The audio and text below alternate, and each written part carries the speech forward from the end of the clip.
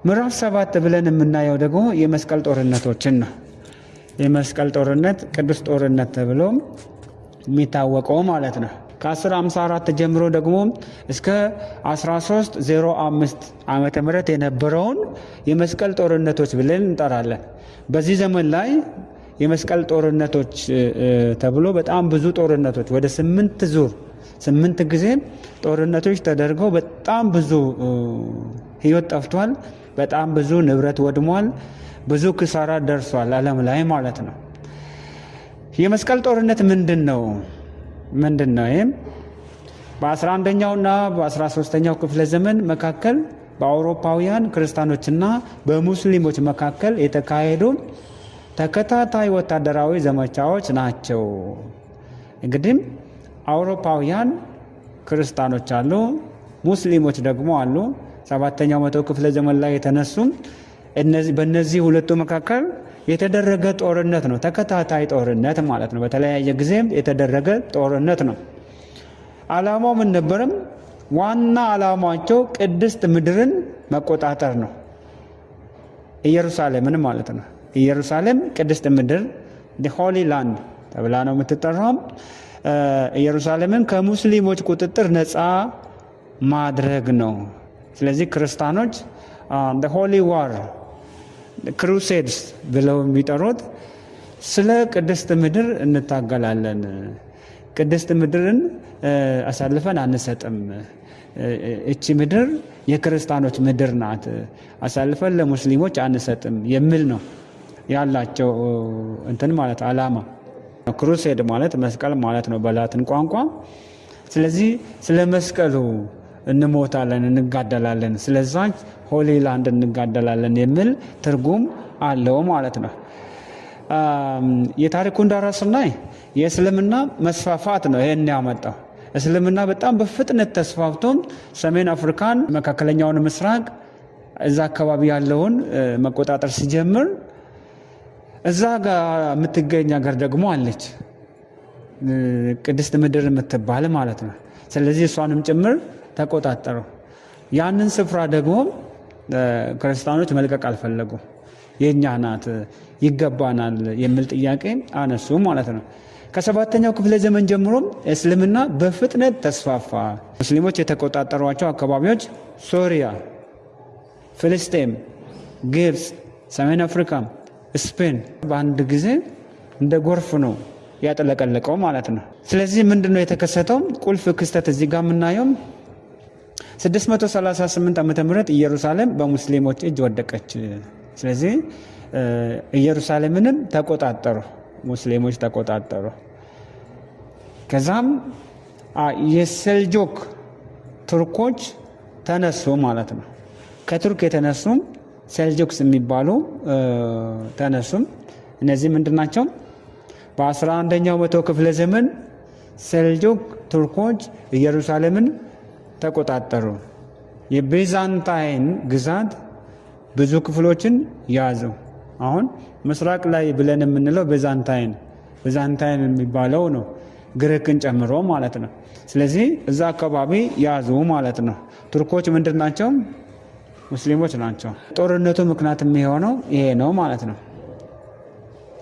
የማንዚከር ጦርነት 1071 ላይ የቤዛንታይን ጦር ከባድ ሽንፈት ተቀበለ። በዚህ ጊዜ እንግዲህ ቤዛንታይን ተሸነፈች። ይህ ለመስቀል ጦርነቶች ቀጥተኛ መንስኤ ሆነ ማለት ነው።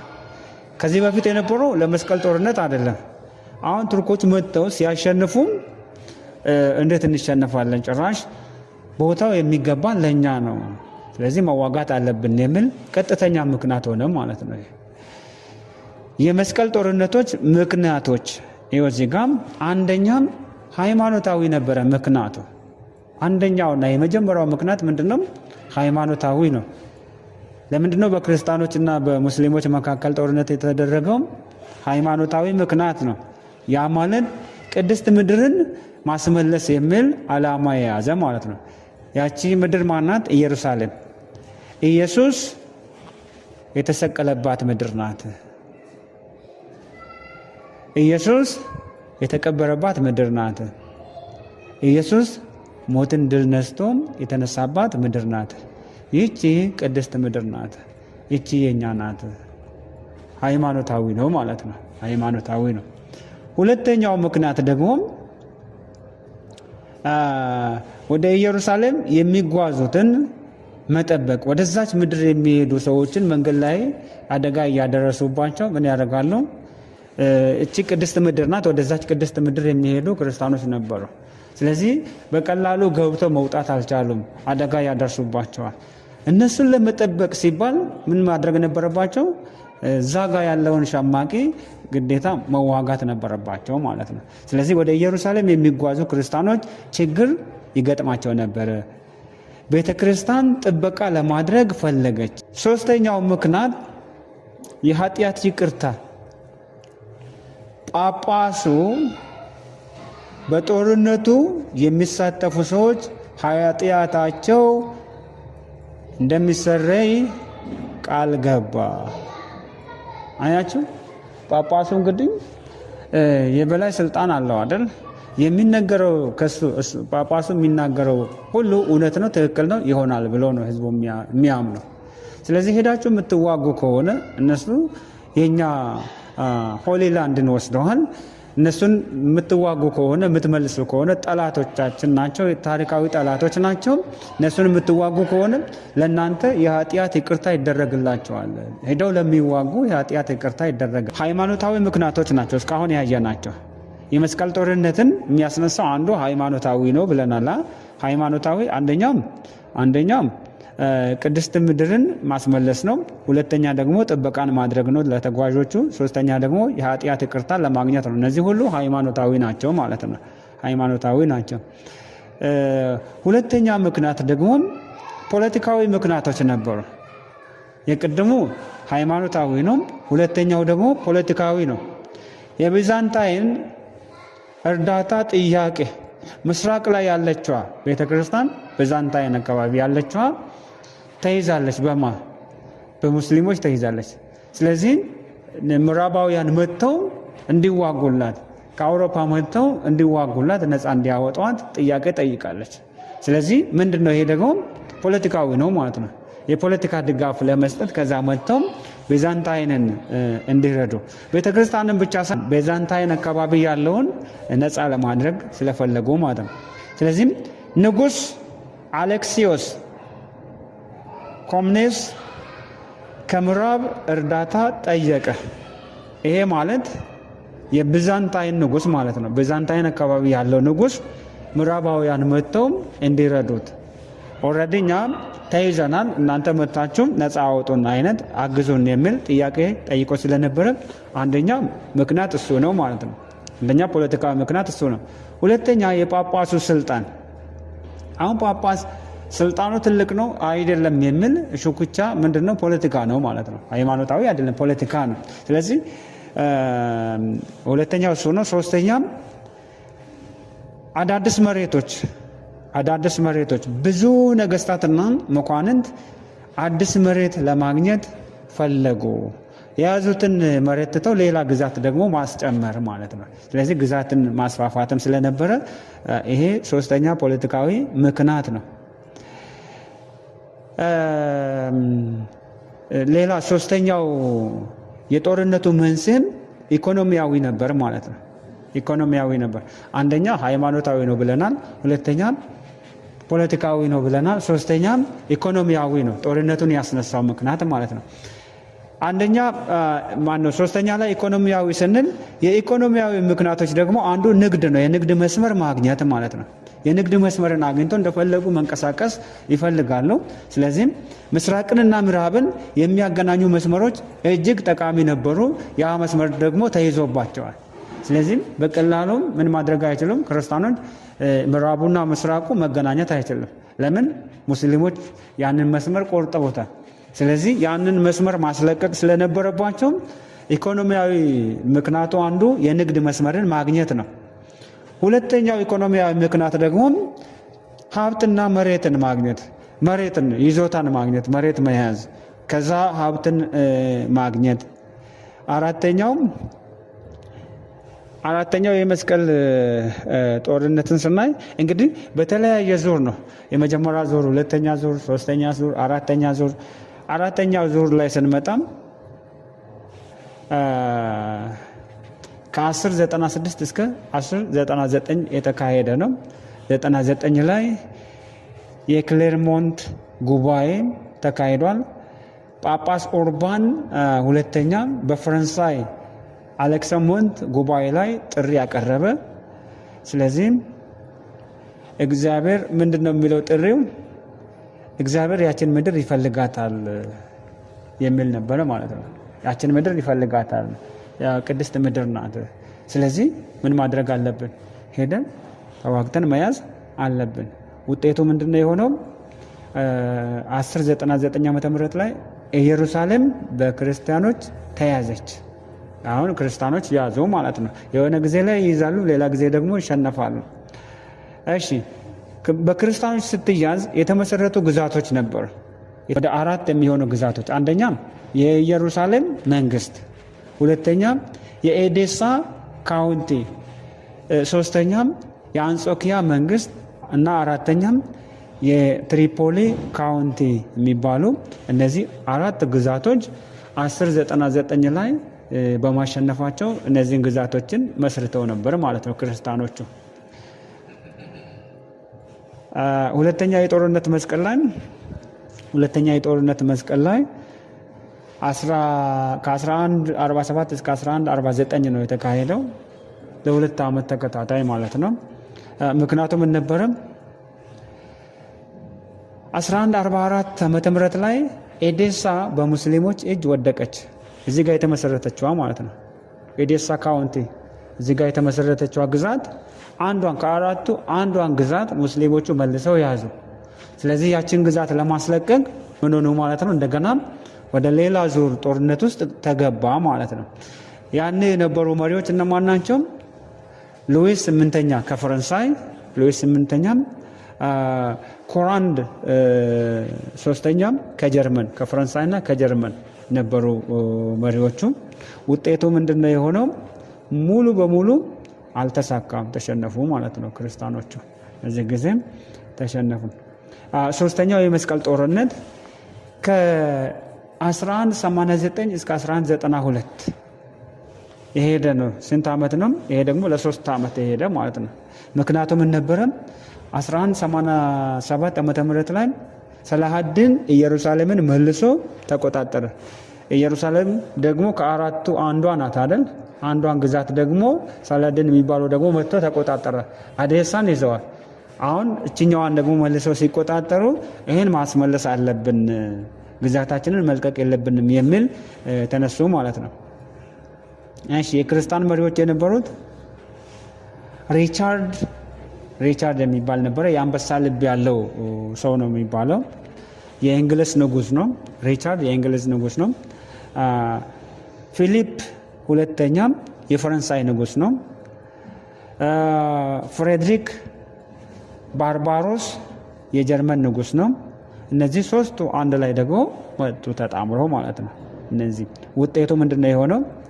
ኢየሩሳሌም ለክርስቲያኖች አልተመለሰችም። 3ቱ ነገስታት መጥተውም ማለት ነው። ነገር ግን ተጓዦች ማለት እነዚህ ወደ ቅድስት ምድር የሚሄዱ ለአምልኮ የሚሄዱ ሰዎች አሉ አይደል? እነዚህ ተጓዦች ከተማዋን እንዲጎበኙ ተፈቀደላቸው። ገብተው ይወጣሉ ማለት ነው። ጎብኝተው እንዲወጡ ተፈቀደላቸው። ግን ያችን ምድር ማስመለስ አልቻሉም ማለት ነው። አራተኛ የመስቀል ጦርነትን ስናይ ደግሞ 1202 እስከ 1204 ሄደ። ይህም ደግሞ ለ2 ዓመት 3 ዓመት ተከታታይ ጦርነት እየተካሄደ በጣም ብዙ ሺህ ሰዎች እያለቁ መጨረሻ ላይ የሚገኘው ውጤት እዚህ ግባ የሚባል አልነበረም። ስለዚህ አራተኛው ልዩ ባህሪ ምንድነው? ከሁሉም የመስቀል ጦርነቶች በጣም አስገራሚ ጦርነት ነበር ይሄ። ከሙስሊሞች ይልቅ በባዛንታይን ዋና ከተማ በቆስጠንጥንያ ላይ ነው የተደረገው ጦርነቱ ማለት ነው። ስለዚህ በማ ሜዳ ላይ ነው ማለት ነው? በክርስቲያኖች ሜዳ ላይ ነበር ጦርነቱ በብዛት የሄደው ማለት ነው። ዋና ክስተት 1204 ዓመተ ምህረት ላይ ቆስጠንጥንያ ተዘረፈች። ስለዚህ ምን አደረጉ ማለት ነው? ቆስጠንጥንያን ሙሉ በሙሉ ዘረፏት ሙስሊሞቹ ማለት ነው። ውጤቱ ምንድነው የሆነው? ቤተክርስቲያናት ተቃጠሉ።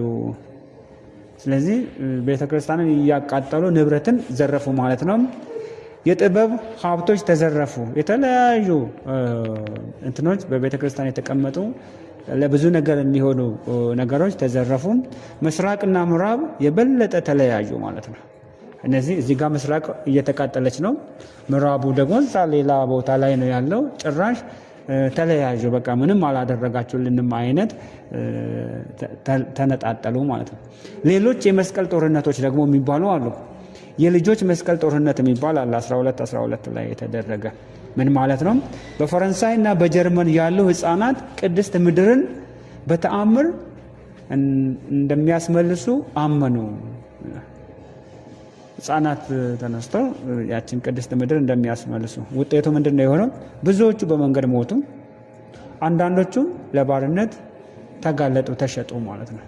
ስለዚህ እንኳን ህፃናት ሄደው ነፃነት ሊመጣ 2-3 መንግስታት ጥምር መንግስታት ሄደው አልቻሉም እና ለዛ ነው የሆነው።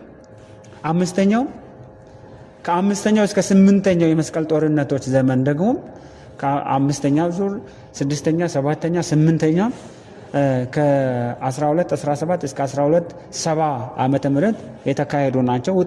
ውጤቶቹን ስናል የተፈለገውን ውጤት አላመጡ። እነዚህ 5ኛውም 6ኛውም 7ኛውም 8ኛውም የተፈለገውን ውጤት አላመጡም። ያችን ምድር መመለስ አልቻሉም። ቅድስት ምድር በቋሚነት አልተመለሰችም። ኢየሩሳሌምን የራሳቸው ማድረግ አልቻሉም ማለት ነው። ስለዚህ ውጤታማ አልነበረም። የመስቀል ጦርነቶች ውጤቶች ምንድን ናቸው? እንግዲህ ሁለቱም ነገር ይኖራል አይደል? አሉታዊ ነገር ይኖራል፣ አዎንታዊ ነገርም ይኖራል። አዎንታዊ ውጤቶች የሚከተሉት ናቸው። አንደኛ መልካም ጎኑ ማለት ነው የንግድ እድገት። እነዚህ ከተሞች በንግድ በለጸጉ። እነማን ናቸው? ቬኒስ፣ ጄኖዋ፣ ፒሳ የሚባሉ እነዚህም የንግድ ከተሞች ሆነው አድገዋል። ሁለተኛም የእውቀት ልውውጥ ሆነዋል። አውሮፓውያን ከሙስሊሞች ተማሩ። ከሙስሊሞች መማር ችለዋል። ምን ተማሩ? ሕክምናን ተምረዋል፣ ሂሳብን ተምረዋል፣ አስትሮኖሚን ተምረዋል፣ ፍልስፍናን ተምረዋል። ስለዚህ የእውቀት ልውውጥ ነበረ። ይሄ መልካም ጎኑ ነው። ለሬኔሳንስ መሰረት ሆኗል። ይሄ የሬኔሳንስ እንቅስቃሴ እንዲጀምር መንገድ ከፍቷል። ይሄ መስቀል ጦርነት ማለት ነው። አሉታዊ ውጤቶቹን ደግሞ ስናይ በጣም ብዙ ሰዎች ህይወታቸውን ገብረዋል። እዚህ ጋር ብዙ ሰዎች ሞተዋል። በመቶ ሺዎች የሚቆጠሩ ሰዎች ሞተዋል። ሁለተኛም የከተሞች ውድመት፣ በጣም ብዙ ከተሞች ወድመዋል። ብዙ ከተሞች ተደምስሰዋል። ሶስተኛ የሃይማኖት ጥላቻ ማለት እንግዲህ ይህን አክል ጦርነት ተካሂዶ እስልምናና ክርስትና ሊዋደድ አይችልም ማለት ነው። የሃይማኖት ጥላቻ በክርስቲያኖችና በሙስሊሞች መካከል ጥላቻ እንዲፈጠር ሆነዋል። አራተኛ የምስራቅና የምዕራብ መለያየት። ምስራቁና ምዕራቡ 1204 ላይ በኋላ የሁለቱ ቤተክርስቲያናት ግንኙነት በጣም ተበላሸ ነው የሚለው። ለምን? ምክንያታቸው በዛ። ቅድም እንዳልነው ብዙ አይነት ምክንያት ነበራቸው። አሁን ደግሞ እነዚህ ምስራቅ ላይ ያሉ በጦርነት ሲመቱ፣ እዛ ምዕራብ ላይ ያሉት ደግሞ ብዙም እንትና አልተጎዱም። ስለዚህም ለመጨረሻ ጊዜ ተለያይተው ቀርተዋል ማለት ነው። የመጨረሻ ነጥብ በቤተ ክርስቲያን ታሪክ ያላቸው አስፈላጊነት። እነዚህ ታዲያ ምንድነው አስፈላጊነታቸው? በቤተ ክርስቲያን ታሪክ የጳጳሳት ስልጣን ለጊዜው ጨመረ፣ በዛ ታሪክ ላይ ማለት ነው ስናይ።